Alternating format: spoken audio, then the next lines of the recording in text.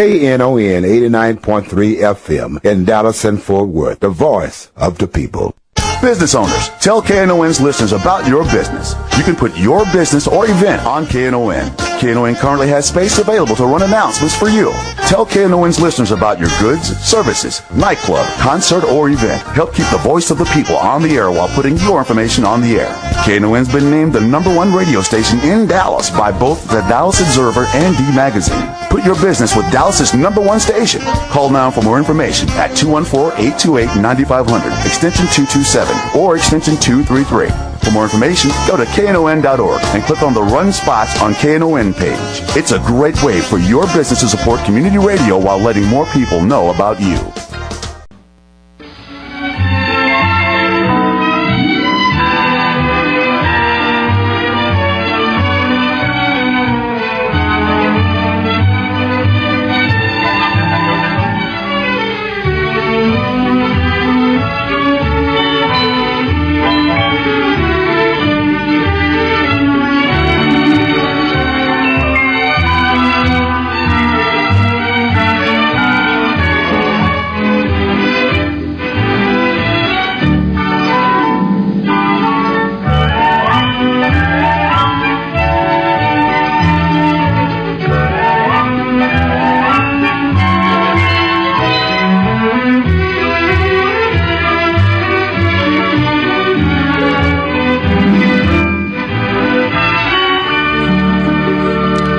And good morning. I'm Dave Taffet. I'm here in the studio with our host, Jesse Arzola, and welcome to Lambda Weekly. Our guests today are me, Lerone Landis, and Patti Fink.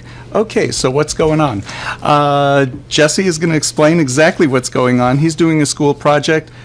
We're the what? We're the guests. We're the guests. We're the interviewees for his project. Before we go into that, first of all, for people who are watching us, I'm wearing my Annette shirt. Annette Funicello died last week. The same day that Margaret Thatcher died. Yes. Yeah. And did you know that there was a controversy on Twitter? People thought that something had happened to Cher, because people were saying, my condolences, and then they do #Thatcher. Oh. That Cher. Oh. Was not true? I do want to mention KNON is deeply saddened by the events that took place in the town of West Texas this week. For those of you who have been longtime listeners of North Texas Polka Radio, Al Vonyak and Elizabeth Vonyak, who were the hosts for years, live in West. In fact, Al is a city council person down there. I did get in touch with Al, and he said one place to make donations is Point West Bank. If you just go to Point West Bank, look it up, it's right on their front page, and you can click to make a donation. And help out the people in West. West Fest has been a sponsor of that show. Lots of the callers were from West. And who cannot? I think of West. I think of the Kolaches. The Kolaches. I know. Oh, The Kolache place is fine. We asked. Anyway, many items are needed for the town, including bottled water, toiletries, baby items, blankets, and pet food. Such items as this can be taken to KJT Society, located at 1216 South Paris Street in Ennis. Ennis is one of the Czech communities, so is West, and so they're helping nicely. Monetary donations you can make to Point West Bank, or you can go to SPJST organization for information or to make a donation. Their website is spjst.org. Polka people know what that stands for. Okay. We and Clint does. But we are really, we were shocked when we heard what happened in West this week. Absolutely. So our thoughts and prayers go out to them.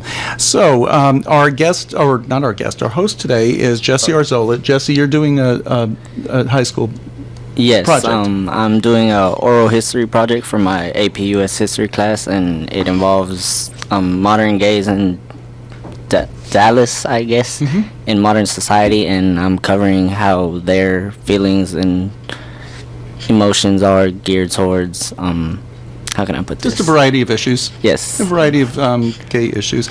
So we're going to start. You have a list of questions. Yes. Do you have your questions there? Yes, but I have to go through. Start with your beginning. Yes. So today is Saturday, April 20th of 2013. My name is Jesse Arzola, and I am interviewing David Taffet. Lerone Landis. Lerone Landis. And Patti Fink for the Peak Preparatory Dallas Community Oral History Project at the KNON radio station. And I have to start off with when and where were each of you born? I was born 1953, New York City. Fort Worth, Texas. I'm not giving a year. And he's the youngest. Freeport, Texas, And a year? 1962. The best year, according to Annie. He's younger. Best year. I'm younger. I was born in 1971. Okay. And where did each of you grow up through high school? Yonkers, New York. Hearst, Texas. Odessa, Texas, Brazoria, Texas, Odessa, Texas, Tripoli, Libya, Geneva, Switzerland. She moved around. She was an oil brat, so Okay. And what did each of you do after high school? college. I went to SUNY Albany, State University of New York at Albany. College, I went to UT in Austin for a couple of years before I dropped out and then went back. Baylor University, Waco, Texas. Okay. What age did each of you come out? You know, I've been trying to think. I think I was 20. 20 is right about 19, 20. 19? I might have still been 19. I guess 19 is the first time I actually, this was when I sat down and told my mother, but coming out is a gradual process. It's not just like, boom, one day you tell everybody you know, but that's when I started at 19. Okay. I first came out, I think at 22 or 23. It was right after I graduated from Baylor. So each of you kind of came out after high school? After high school. After high Right. school. Okay. And Did you? Okay, go ahead. What was your question? Because I have a good answer for one of those. it's, Questions. the next question was where and to whom did you first come out to? Oh, my college roommate who was already out. It was just a coincidence. I mean, we were good friends. Freshman year, sophomore year, he came out first than me. Not to contradict myself, but I did come out. The first person I came out to was in high school. It was my cousin, but he was the only one. I was in, I think, my sophomore year because I kind of had a feeling he was gay too, and he is. But that was the only person in high school. I didn't start telling anybody else until after I graduated high school. Had two really that were kind of at the same time, not precisely, but I first came out to my cousin, Kathy, who is also gay, and we grew up knowing. We just knew. Yeah, we'd never talked about it, and then we talked about it, and we did it at Hippie Hollow in Austin. And then my oldest sister Eileen, and both were very positive, very positive. So what was it like to be a closet gay during high school? Do you know, I had no problems, and I was in high school late 60s through, I graduated 1971. And is this the first time I'm ever on the air being honest about my age? I think so. I think See, so. Working with a student does that to me. Brings out honesty. So we need to have kids on more often. The 70s was before there was a lot of anti-gay stuff going around.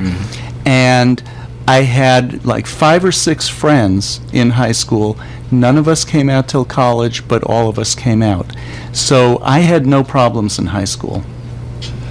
I didn't have any problems in high school, but I mean, it was frustrating at the same time. I mean, I wasn't out, but I mean, who doesn't want to date and stuff like that? And you have your crushes and you can't say anything about it. So that was a separate thing you had to suppress. But I was just really involved in high school, and I didn't think about it at the time. But when I look back, I think I did that to overcompensate, so you didn't have to think about it. And I did the whole gunner route. I was like, I had to be A's. I took a bazillion AP classes. In fact, my entire senior year was entirely AP classes. And I didn't really date. I kind of like focused on that.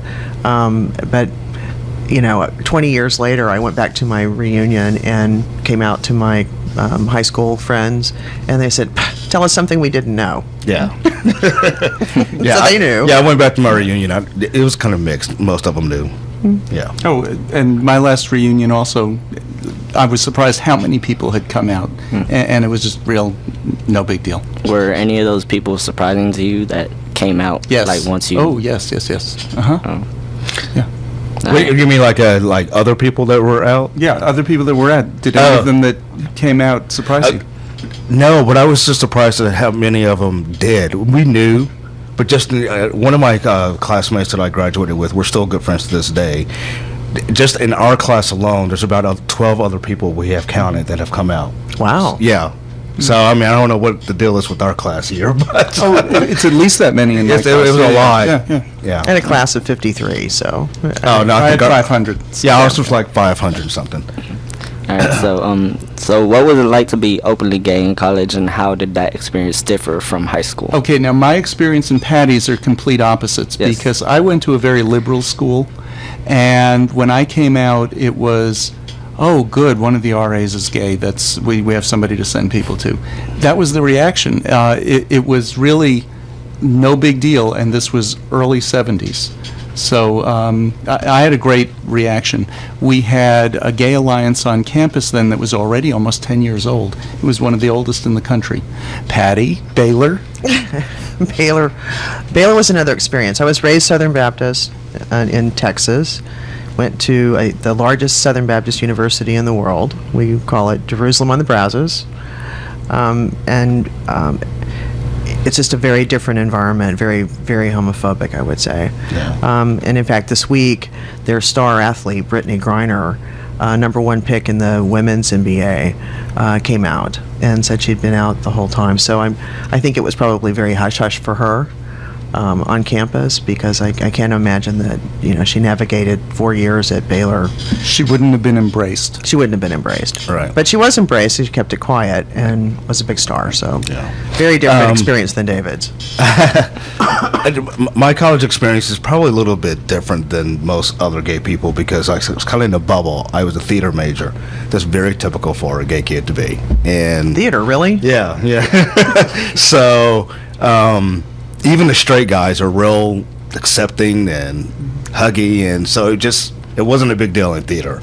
Now, outside of that, I really didn't experience much because I didn't have that much contact with it other than my regular classes. But when you're involved in a certain group, just who you tend to be around most. Okay. And Patty, you said Baylor was very homophobic. I wanted to kind of go further into that. Like, how did they treat you, or how was that? Well, I wasn't out at the time, but I did encounter a lesbian woman who was in my dorm, and my sophomore year, she had gone potluck, where she didn't sign up to be in the dorm with a roommate she knew, with a friend. She just took her chances, and they assigned someone to room with her. And I remember her telling the story that this other woman had said, "You're not going to like hit on me or anything, are you?" And she was very concerned about that. And this friend of mine said, "No, I'm not going to. Don't worry, it's not going to happen." And a few days later, her roommate came back and said, "Well, why not?" Like maybe there was something wrong with her, or she wasn't attractive enough or something.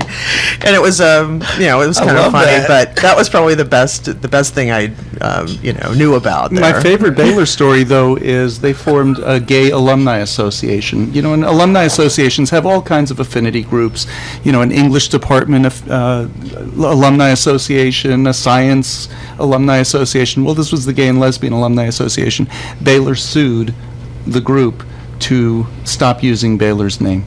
We were And all they wanted to do was raise money for the school. So. And, it was like a cease and desist letter from an attorney that said, "Stop using Baylor." We were Baylor Pride. And my school, our most famous alum is Harvey Milk. So. Kind of opposites. Yes. Kind of opposites. And do y'all get that a lot from the straight community? Like, do they ask y'all constantly, like, don't hit on them, or do they expect, like, as a gay or lesbian to? Nah, not anymore. Not anymore, but I think quietly. I don't know so much from what I hear, not so much from straight women, but I think a lot of straight men still think that way. I think that's very true. Yeah. And when I talk to classes and there are women in the class, I say, okay, the women here, how many out there have had unwanted advances from men over time? Whether they're out and about at a bar or an event or whatever, and they all raise their hands and kind of roll their eyes. And I said, have you ever thought about like picking up a baseball bat and just whacking them over the head because you're so offended by it? And they were like, know. But that's the way a lot of men want to react, and many do, unfortunately. But, there's just a different kind of expectation and reaction. And, a lot of women are like, imagine if we did that every time over a lifetime. That'd be nuts. Yeah. Okay, and who has been the one person or people who have supported you throughout? Throughout my family. I mean, never had a problem with anybody in my family. And I never came out to anybody in my family either. They just knew. I mean, my mother at one point when I was in high school said to me, she was working at a college that had quite a few gay and even some transgender students, and she said to me, people just have to do what makes them happy. Do you know I never came out to my cousins? My parents are gone, so my closest, and I have no brothers and sisters, my closest relatives are my aunts and uncles and cousins. And I'm always invited to family events with aren't you bringing somebody? It's just my family. For me, just one family member, my cousin Charles, I've already mentioned, love him to death. Always been there for me through thick and thin. And some close friends, a few close friends from high school, from get-go. Now, I've met people along the way, but from get-go, those have been it. I would say, of course, my cousin Kathy and her partner Connie, and they've been together 20, 25 years now. But my oldest sister Eileen is just so embracing. Her first words to me after I came out to her, she said, "Are you happy?" That was the most important thing to her. Well, and the other ones have supported them, Aaron, Pattie completely forgot to mention you. Danny. I said for the longest time. No, she said for the longest time. Danny, because I've known my sister longer than I've just done it. mentioning that. I love you, Aaron. Partners. So, Okay, I love you, long-term partners. so that's another thing I can pretty much relate to. Like, since I already mentioned to you all, my brother is also gay, and he didn't really have to come out to me. It was pretty much already obvious for me. So, and I kind of accepted it, and I've supported him. So yeah, I can kind of relate to how y'all's families have treated y'all, and I can infer that your relatives had taken in the information pretty well and supported y'all. So I think I can skip that question. So how have friends and acquaintances and strangers taken you all being gay? Oh, okay. Everything from complete disgust to oh, so what? Very good way to put it. Yeah, exactly. And the ones who are complete disgust or, just think it's horrible, I have no use for them. It's not I'm not worried about what they think of me, really. It's I have no use for them, and they have no use for me. And that's just the way life is. But, most people, and especially more and more lately, I think, most people are kind of, oh, you're gay? Oh, okay. I don't think it's a big question anymore. It's from strangers. I mean, we've definitely gotten looks, but for someone to actually just say something, it's only happened to me twice, and this is even before I got with Danny. Twice in my life, and I don't know. You got to be pretty ballsy to say something to a stranger just for being. And I know people do it, but fortunately, that hasn't happened to me too much. Just twice. I haven't had any really personal experiences. I know I've been around just being in activism. There are a lot of comments and such. But lost my best friend from college at Baylor. She said, "I can't deal with this." Basically, and I said, "Bye." And one quick story: we used to get, before there was caller ID, we used to get death threats here at the radio station. I know where you are, and I'm gonna kill you, people. That kind of thing. They'd come in absolutely every week, and they couldn't be traced because the technology couldn't trace them.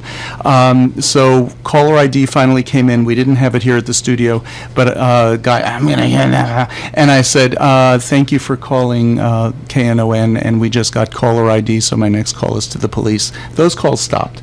So you're listening to Lambda Weekly on 89.3 KNON FM in Dallas. We'll be back with more right after this.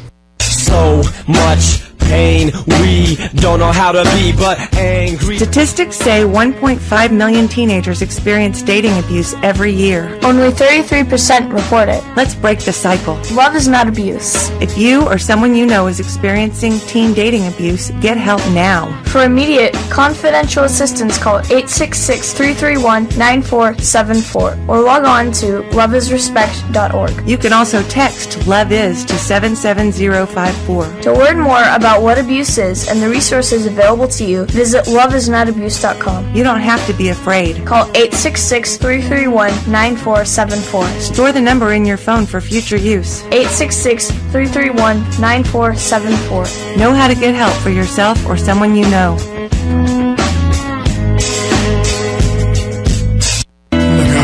We now have fewer than 500 copies left. That's right, fewer than 500 copies left of the Knon Texas Blues Radio Volume 5 Blues CD. Texas Blues Radio features great blues from Tutu Jones, Blues Boy Bo, Buddy Whittington, Andrea Dawson, Kirkland James, Sonny Collie, Johnny Red and the Roosters, the Chris Watson Band, the Two Tones, Rough Cut Blues Band, Jeff Stone and Charlie Love, Dave Millsap, Sirloin and the Ass Kicking Machine, Michael J. and the Paul Bird Band, and JJ and the Detonators. Get your copy now at Forever Young Records in Grand Prairie, Record Town in Fort Worth, and in Dallas at Bill's Records. Destined to be a Dallas Blues collectible, a very limited amount of vinyl copies can be found at Forever Young Records, the sponsor of this great blues project. CD downloads are now only $11 at cdbaby.com. Whether you get it as a download, on vinyl, or on CD, all the proceeds benefit KNON. More information at knon.org. This is Janice McCall from TCU, and I listen to the Lambda Week on 89.3 KNON FM, Dallas. And welcome back to Lambda Weekly. I'm David Taffet, here in the studio with our host, Jesse Arzola, and our other two guests today are Lerone Landis and the late Patti Fink. And Jesse is working on a school project, and he's interviewing us today about the gay community in Dallas and just us in general for his history project. Okay, Jesse, what's your next question? For those who didn't really accept or who weren't so knowledgeable that you all were gay, were there any changes in treatment from them towards you all once y'all came out? Well, I lost my best friend from high school. Yeah. From college over it. I had been with a partner at the time here in Dallas, and we stayed in touch for 10 years after college. And she called. We were talking on the phone at one point. She goes, I just can't handle you talking about being gay and with a partner. So can you just not talk about that? And I said, well, Robin, that's you're going to talk about who you date and all of that, and I don't ask you to censor what you tell me and what we talk about when we talk. And she says, yeah, but I just can't handle it. And I said, then I'm sorry. I'm not going to do that for you. I'm not going to do that for anybody. I'm not going to just not talk about somebody that important in my life with my best friend. Yeah. So we're not going to talk again. I hope you have a great life. For me, it was my dad. He's always kind of suspected. But once it was confirmed, then the changes, were just kind of blatantly obvious. And then they had a baby, and he is all about the baby. All about the baby. But before then, I do remember, I guess it was like 22, 23. I had just come back to Dallas, and he came over to the house, or my apartment once, and he wanted to make sure I didn't have one of my boyfriends, like I had a line of them.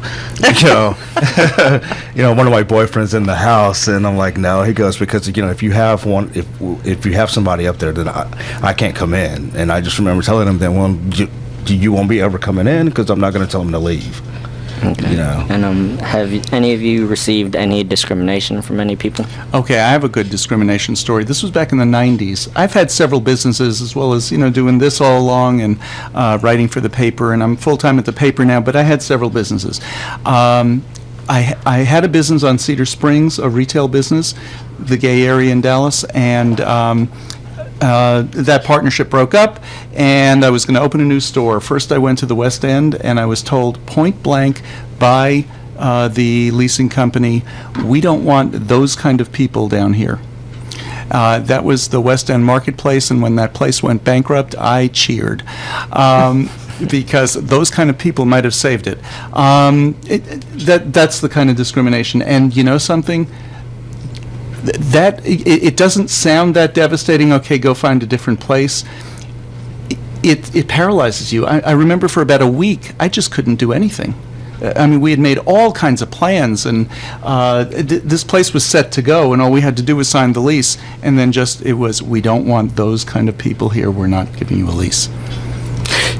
Again, when I first moved back to Dallas, I was working at this place, and one of the managers just did not like me from get-go. And I wasn't even out. I mean, I guess if you had good gaydar or whatever, you could pick up and tell that I was gay, but I later found out that he was about to fire me from another coworker told me. He's like, Bob was thinking about firing you because he said he didn't want any Fs working here. Yeah. Wow. I was like, wow, I guess I was pretty close. But I knew he didn't like me, and I could just never tell why, and that was it. Wow. I haven't personally been touched by it in any way that I can think of at the moment. I've been involved in activism and certainly been, yelled at and that sort of thing, and words slung and slurs and such. A couple of city council meetings where Flip Benham was screaming in our faces. Oh, sure, and just, in places like that, but not not like denying personal. Employment because I was gay or something. Yeah. Okay. And have any of you joined or started support groups or organizations? Oh, we don't have enough time. We don't have enough time. It would be... Oh, yeah, that's another hour show. Yeah, the answer would be yes. Just yes. Yes. Started, she's the president of Dallas Gay and Lesbian Alliance. 20 years ago, I was vice president of it. Helped form Lesbian Gay Rights Lobby in Austin. Yeah, all kinds of stuff. Like our things have been more political, though. Not when you're saying support groups, you're talking more people helping each other just accept each. And no. I've been. I think the only group I've actually officially joined was a gay parent group. Yeah. Okay, and have those groups aided to accommodate you all in society? Well, what we've done is help get candidates elected. We've helped get bills through the legislature, like the hate crime bill that includes gays and lesbians. City ordinances. City ordinances that are non-discrimination ordinances, that kind of thing. So has it helped? Yes, because it's good to have a policy in place that says you can't kill me because I'm gay. But I don't have a personal story, But for the group that I joined, it has aided because you get together, you network. Like, okay, being a gay parent with a kid, and it's like, okay, well, you don't want to go to this doctor because you want to go to that doctor. They're gay friendly, or you go shop here, or take your kid there. So yeah, it's definitely good. Okay, and have any of you had to hide who you are? I can't think of any real instance where I've had to. I mean, I'm on the radio every week and have been for 20 some odd years. Yeah. And Lerone and Pattie have been with me now almost 14 years. I can't think of an instance that I've had to purposely, sometimes you just may bring it up. It's not necessary, but purposely just hide? No. And once you have a kid that has two dads, it's virtually impossible to hide. Right. Yeah. Yeah. And I mean, this happens a lot. I'm pushing Gabriella in the cart in the grocery store. Daddy, I want this. And then she'll turn around and ask, where's Dad at? Where did he go? And somebody's like, I thought you just called him Daddy. So you can't hide that. Okay, so... I just heard a transgender woman speak. She's the assistant to the Undersecretary of the Army. It's a big, high, important person, and she said she has she was male to female transgender, and she had a 6-year-old kid at the time, and they were online at Costco. He wanted to try some of the samples, so the woman said, well, I need your mom's approval, and so the 6-year-old said, she's not my mom, she's my dad. She used to be a boy, now she's a girl. So, when you have a kid, it's real hard to hide. It is real hard to hide.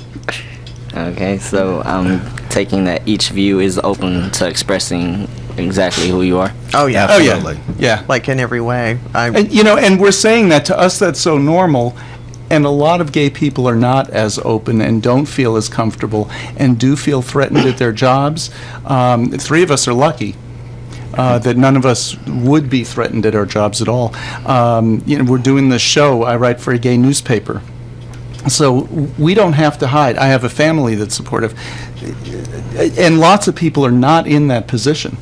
So, and there are a lot of people, you know, like they say, 1 in 10 LGBT people is out everywhere in their lives, and so there are a lot of folks who are maybe out at home with their families, but they're not out at work, or they're out at work and with their families, but not really to their neighbors, maybe, or somewhere else in their lives. Or out at work and not with their families. Right.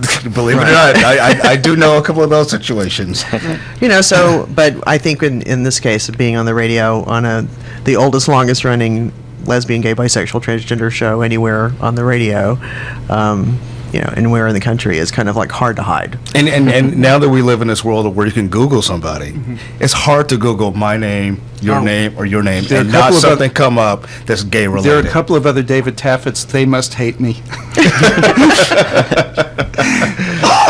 Okay, so with being openly gay, how do you feel about how religious groups treat you? Well, I grew up Jewish, and I go to now an LGBT synagogue, actually. Synagogues generally, Reform synagogues are very accepting, conservative synagogues are very accepting, and even Orthodox synagogues to some extent are accepting. But Reform is completely accepting we have same-sex marriage, we have gay rabbis, we have lesbian rabbis, actually there's one transgender rabbi now. It's just not an issue for us. The biggest question we get is, why do you need your own synagogue? Because don't you know that you're welcome anywhere else? As opposed to, oh good, we don't want you. The typical treatment from religion, I say typical because not all religions have treated us bad, has pretty much turned me off. I mean, I don't go to church. I have gone to Cathedral of Hope a couple of times, but it has turned me off. I will be very frank about that. And Patty, how has that Baptist thing worked out for you? Well, I'm a recovering Southern Baptist, but you know, my faith is very personal to me and very important to me. But I don't think that organized religion really is very open to LGBT people. Although there are many, many denominations, and people say, oh, how can you be Christian and be gay? Well, there's a lot of Christians who are gay, and there are a lot of Christians who support LGBT people. You know, the Presbyterian Church, the Episcopalian Church, the Methodist Church. I mean, like lots of the Unitarians, certainly the United Church of Christ, which is what Cathedral of Hope is a UCC church. Very, very supportive. And so, you know, to say you can't be a Christian and be gay is just lunacy to me. But I think too that there are a lot of things done in the name of religion against us that are just really blatantly just hatred. It's just hatred. Yeah. You know, you see the Westboro Baptist Church and that sort of, you know, picketing funerals. I love Westboro Baptist Church. They came, picketed our synagogue, and so we had people pledge money while they were out there picketing us. 300 people came to stand outside the synagogue while we were having services, and Westboro was there, and we raised $10,000. And we gave it to the AIDS Resource Center. But, you know, so I love them. We turned it around. A lot of other groups, people around the country are kind of emulating what we do as a response, because we did something positive out of something pretty negative. You know, one other thing, in my synagogue, we always called ourselves an LGBT synagogue, and we have a number of straight members who are there not because they're allies, but because they like our synagogue. And so we had to change us to an LGBTS synagogue, because they're not there for us, they're there for them, and they're straight. There you go. And so, you know, it's like we're there for them just like they're there for us. We're friends, and we all get along. So, you know, my religious experience is not the normal one, I know, but, you know, I just wouldn't go to a place that hated me. Right. Okay, so do any of you see yourself as challenging tradition? No, I'm completely traditional. And there is nothing about any of us. Wouldn't you say that, Patty? Oh, absolutely. I mean, we just go along with all of those societal traditional norms. You know, not breaking sarcasm is all over here. I challenge it. But you know, the thing is, well, you know, you got married before you had a child because you wanted to be married. the trajectory of my life is actually very traditional. It really is. But when you look at the physical dynamics of it, yeah, I guess I challenge it in a major way. I'm married to a man. I'm married to a white man. We have a daughter. We got married before we had a daughter, so yeah, I challenge it in a major We bought a ways. house with a white picket fence. Yes, we did. So, I think we challenge a lot of traditions by being such regular people. And a lot of our listeners are saying, God, they're not regular. But I think we do. Lerone and Danny had a kid. What's more traditional than that? Exactly. It's just that gay people didn't do it. So what we've done is we've kind of emulated or adapted what everybody does to work for ourselves. So yeah, we've challenged, yeah, we've changed things, but not so that they're unrecognizable to other people. It's not like, whoa, what is that ridiculous relationship you have there? Two people who've been together for, how long have you been together? almost 16 years. 16 years, you've 12. been together 12, they're just normal relationships. But I want to add to that in that I don't think any of us, and I definitely didn't set out to challenge tradition. That's just the way you brought up in America. You raised to, you want to get married, have kids, get a good job. Thought, okay, I'll do all that too if you're just going to be with a man. Okay. And how do you see society as defending restrictions of your rights? Lots of things. There's the tax law case that's in front of the Supreme Court right now. It's the Edie Windsor-Doma case, the Defense of Marriage Act case, and that's a perfect example. Here's a woman who was married legally in her state. She was married to a woman, and when her partner died, when her wife died, she owed $365,000. You keep hitting the table. She owed $365,000 in taxes. Had she been married to a man, she would have owed nothing. So it's those kinds of things that we're challenging. One of the bills that we'd love to get through Congress is the Employment Non-Discrimination Act. You can't fire somebody because they're black. You can't fire somebody because they're Hispanic. You can't fire somebody because they're Jewish. You can't fire somebody, but you can fire somebody because they're gay or lesbian or transgender, and that's wrong. Another challenge just in the marriage question in general, we had unfortunately a story that broke out a week ago about a guy who was thrown out of the hospital because he wanted to stay with his sick partner. Well, had he been married, you'd have never heard about it because that would not have happened. Had they been heterosexual, doesn't matter if they were married. Straight people True. never carry a That's true. marriage Had they been license with them. heterosexual, yes, it just wouldn't have happened. But part of it, too, for me, is it's just so offensive to me that our rights as human beings, as Americans, are put to a vote. Yeah.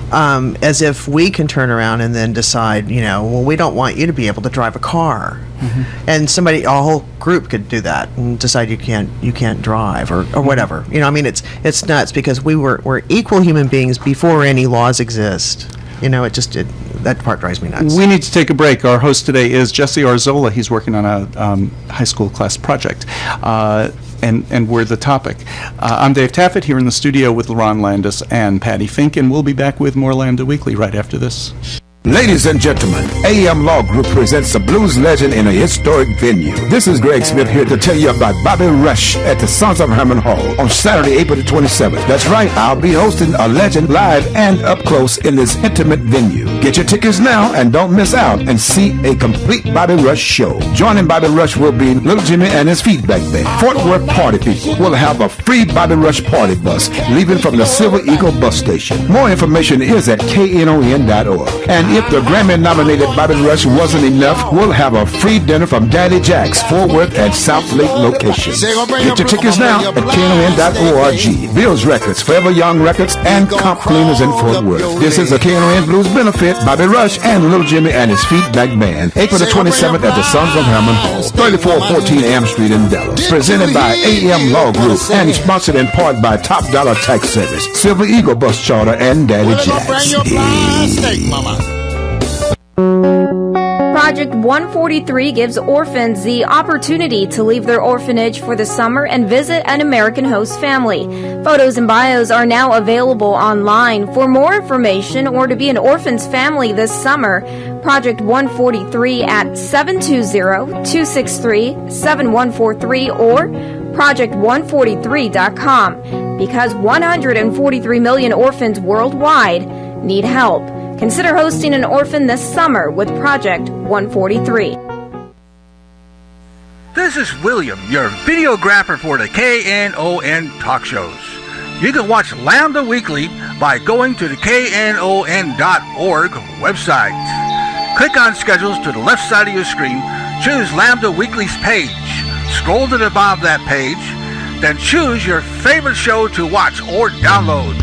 This show will be ready for viewing by lunchtime Tuesday. Have a great day. I'm Michael from UNT, and I listen to Lambda Weekly on Knon 89.3 FM. And welcome back to Lambda Weekly. Jesse Arzola is our host today, and our guests are me, David Taffet, Lerone Landis, and Lerone Landis, and the late Patti Fink, and Jesse. Okay, so on to the next question. Many of you have participated in right movements, I believe, and through those movements, have y'all seen any changes come out in society? I was talking with David earlier about this. I think it's really interesting that our movement as an equality movement has really paralleled society, because we can remember times in the 60s and the 70s into the 80s and 90s where sexism, and even today these things still exist in our community, sexism, racism, all kinds of isms exist in our community too. There was a time in Dallas and along Cedar Springs in the clubs that women were required to have 3 or 4 IDs to get in, and that was simply to stop them from coming, to intimidate them from coming to the clubs. And they couldn't wear any open-toed shoes, which I don't know a lot of lesbians who wear open-toed shoes unless they're Birks, Sandals. But Sandals at the time. Right. But then people of color were also had to present more IDs than say a white guy to get into a club, and so all those things sort of paralleled. The women's movement was a parallel. It's why DGA, Dallas Gay Alliance, ultimately became the Dallas Gay and Lesbian Alliance to reflect that inclusion of women. So I think there's been a big change, but it's been a parallel also with society. Okay, and so states have begun to allow gay marriage. So what are y'all's opinions and views on this? I think it needs to be nationwide. I mean, yesterday is too late. But it's happening slowly. I don't know what the Supreme Court is going to do with their Prop 8. Indoma was before the Supreme Court right now, but I think it needs to be nationwide, not the state by state stuff. One of the problems with it being state by state is that you can be in New York and you're married and you drive across the border to New Jersey and you're in a civil union. You drive another 30 miles, you're in Pennsylvania, and you're not married at all. It just doesn't work. Doesn't work. People travel too much. Things like filing your income taxes. If you live in New York but you go to Florida for the winter, how do you file? It's you're married, you're not married. You're married, you're not married. It's ridiculous. I want Congress to stand up and sing a Maori love song like they did in New Zealand when they passed some marriage equality. New Zealand passed marriage equality this week. And Uruguay last week. Yeah. So do you believe that the fight for gay rights is mainly for marriage? No. There are so many other issues. I think marriage just kind of because it encompasses so much. That's why it's so loud and vocal right now, or has been for the past 10 years, because it includes our families, our relationships.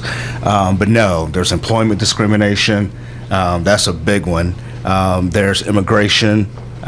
Insurance, credit. There's all kinds of other issues. Absolutely. It's not just not marriage. So would any of you push for gay marriage in Texas? And have. Absolutely. Pattie was big in campaigning against Proposition 2, which is our anti-marriage amendment. So, Right, that was a big fight. We'll be doing it again. So, would any of you, I know Lerone already moved out to go get married in another place, so would any of you, David or Pattie, move out? No, none of my relationships last long enough. Aaron and I discussed it. We really want to get our equality where we live. And so we haven't gone to Canada or California or Vermont or any other place to get a marriage. You probably would if one of you needed it, like to get partnership benefits or something like that. We would consider it, I think. But I think our big push, being activists. But you don't need, my point is, you don't need those things like some people do. Well, we all need them. No, I mean, you don't need the partnership benefits. You don't need each other's insurance. You don't need... Right, and we could get that today without getting married. Yeah. In our circumstances. Yeah. But, in terms of like getting a marriage, because it's going to have some sort of meaning in our lives, we want it to be meaningful in Texas where we live. Yeah, Danny and I just didn't want to wait. I could die tomorrow. That's something I've always wanted to do. I don't want to wait for Texas. So. And I'm not going to die tomorrow, right? Well, I hope not. I hope I don't either. But we could kill you tomorrow. That's true. That's good. Sure. Okay, so how do you all feel about the constant police raids on gay bars and clubs? Okay, that's nothing that happens much. The last one was raid on the Rainbow Lounge. Which was 3-4 years ago? Yeah, it's coming up on 4 years. On 4. So it's not constant. It was back in the 70s and early 80s, and those were horrible. It was things like, it wasn't just a bar being raided. It was that somebody would say, hey, there's a party at such and such a place. They'd have an apartment. People would go to the apartment, but the apartment was actually set up by the Dallas police, and people would get there. They'd start, having their party, just playing music and drinking and doing what you do at a party, and the police would come in and round up everybody and bring them to jail. There were cases of doctors who had to move out of the state in order to resume their practice because the Dallas Times-Herald would print their names in the paper that so-and-so is gay and was arrested for. So those were horrible. Raid on the Rainbow Lounge was just terrible, but it's been resolved. Okay, so what do you all think that the motive for the raid on the Rainbow Lounge was? I think the motive was, that it would be exciting for the cops who did it. It's a gay bar. They were, riled up. They'd just been at another, bar checking it out. I think they were ready for some action. I think that's what happened. And a little homophobia. Yeah. Thrown in with a lot of it. Yeah. Well, a lot of homophobia, but I think that's the motive. They wanted to go get some gays. Yeah. And in that case, they just happened to have picked the wrong gays. One of them had previously been a reporter for the Fort Worth Star-Telegram. Mm-hmm. Boy, did he do a good job of documenting everything that went on at that bar. They picked the wrong gays. They didn't realize how organized our community is. Dallas came out in force supporting people in Fort Worth, and they picked the wrong group to piss off at that point.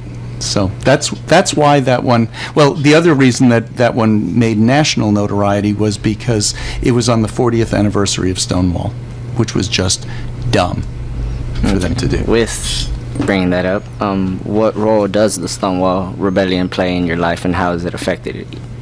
I think it serves as an iconic moment in our movement that we all harken back to when we're kind of downtrodden and tired and maybe suffered some losses or whatever, but we look back and remember, and that drives us forward. Mm-hmm. Okay, and what do y'all think the motive for that raid was? Because I vaguely remember, but they say maybe it might have been because of a recent death of a lesbian singer, or... Okay, Judy Garland had died that night. That's what set off the people who were in the bar when the bar was raided. They were mourning. They were, they were just in tears because Judy Garland died, and she was this big icon in the gay community. In fact, in the 40s and 50s, and maybe even the 30s after the movie was made, The Wizard of Oz, the movie, Judy Garland played Dorothy, and one of the euphemisms to speak about a gay person back then was to say, oh, he's a friend of Dorothy. Friend of Dorothy. Mm-hmm. And so Judy Garland was this major icon. She wasn't gay, but she was an icon. She was an icon in the gay community. Right. And when Stonewall was raided, this was also during a time when it was common for gay bars to be raided. They picked the wrong night to do it. Right. And part of what set that off was the bars, in order to be allowed to open, were mafia run. And so they were really raiding these mafia run bars. They were, thank God for the mafia, or we wouldn't have had our bars at the time. Seriously. No, seriously. That's how they were. So there was a whole lot of politics going on with that, too. And gay people just got caught in the middle because you and I couldn't just go out and open a gay bar just because we wanted to.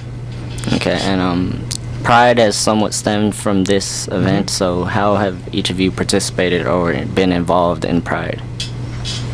Marching, parading, Grand Marshal, marching, parading, wearing t-shirts. Grand Marshal. There are booths at the park afterward where people talk about their given cause or issue or organization.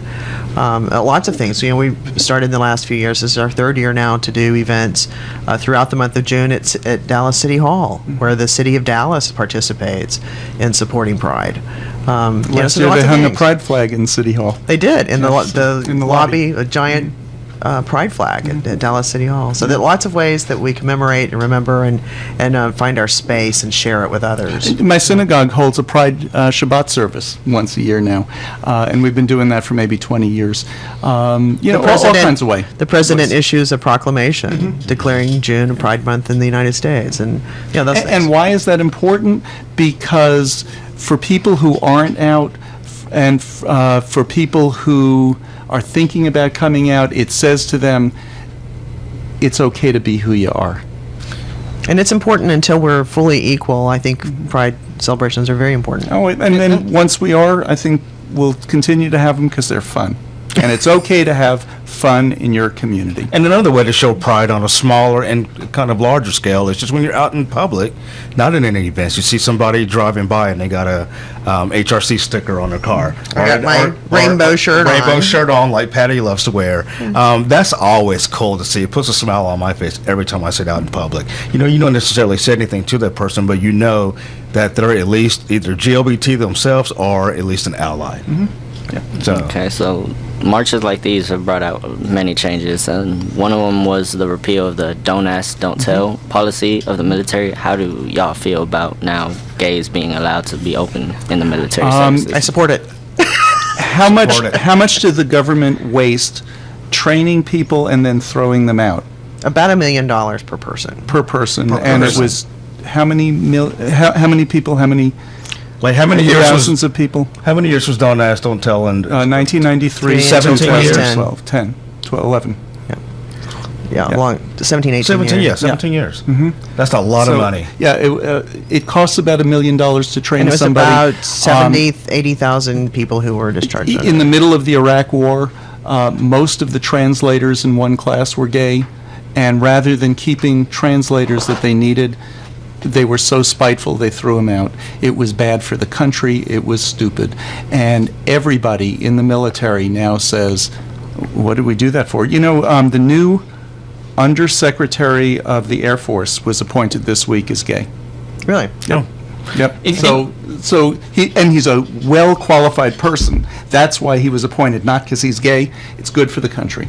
Well, also, Don't Ask, Don't Tell was stupid and idiotic because one of the main reasons why it was there is because those people who don't want gays, kind of goes back to your question about straight guys saying, I don't want you to hit on me. The one that was supposedly a big issue because they didn't want to be in the same quarters with a gay guy because you're changing clothes and whatever. It's like, how much of that has come out? Exactly. It's none. like when in time of war, you really think somebody's going to be sitting there concerned about hitting on you? Come on. Plus, that's not what barracks are like anymore. People mostly have a little private bedroom. Right. So it's nonsense. All of that is nonsense. And we should point out also the first person injured, he lost his leg in the Iraq War, is Eric Alva, who was openly gay. So and thrown out. Thrown out. Lost his leg for this country and then was thrown out. It was a horrible, horrible policy. Okay, so this will be the last question. What changes should be made to better the lives in society for the gay community? Equality. 100% total equality under the law. And explain what you mean by equality, not special rights, because you say equality and some people are hearing special rights. Well, yeah, I think it's when we, especially, let's take marriage equality, and we call it marriage equality because we want marriage. We want everything that is marriage, not something that's second class or a knockoff like civil unions, where we're not really going to be recognized as fully married. Well, they'll start passing laws that only apply to married people, not civil unions, which is exactly what they've done in some did. states. Oh, sure. Yeah. Oh, sure. And you know, so the whole second class, first class kind of scenario, I think, is what a lot of people want. And we talk about equality, and it's not special rights, because if we look at special rights and marriage, heterosexual people today are the ones who have the special rights. Sure. It's not LGBT people. We want equality. We want to be able to say, I'm married, you're married, you're married. We're all the same. We all get the same rights. We're treated the same way under the law. Right. And it's about equality, and it's not special. Right now, DART is arguing whether or not to give insurance benefits to partners of gay people. And they just can't. Their big problem was, how much is this going to cost us? If that same gay person was replaced by a straight person, the straight person could put his partner and kids on the insurance. But because you're a gay person right now, you can't. And they would never ask the straight person, how much would that cost? Right. Never ask. No, that's my point. They would never ask how much that cost. And my question to them is always, well, how many gay people do you hire in order to keep your costs down? Because that's what they're really arguing. Oh, we don't want to give everybody these benefits. Well, then don't give them to anybody. Which, of course, is ridiculous. About. Yeah. Well, you know what? He got through all of his questions. We did it. We're wrapping up. It's 2 minutes of. Thank you so much, Jesse. You're welcome. And if your teacher is listening, give him an A. He was a good host. He was a great host. Awesome. And good luck on all of your AP exams and your classes. And we'll be back next week with more Lambda Weekly. Our guest is Leslie Newman. You know who that is, Lerone? Heather has two mommies. Heather has two mommies. That's right. So, I guess I should bring my daughter. You should bring her. And your book. It's going to be on. It's going to be on the phone. Okay. But bring the book. Okay. We have it. And we'll see you next week. All right. Okay.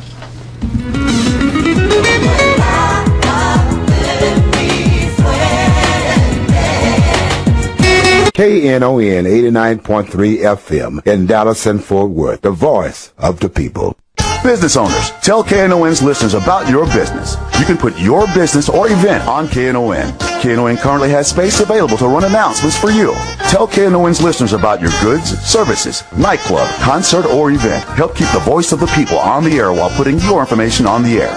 KNON's been named the #1 radio station in Dallas by both the Dallas Observer and D Magazine. Put your business with Dallas's #1 station.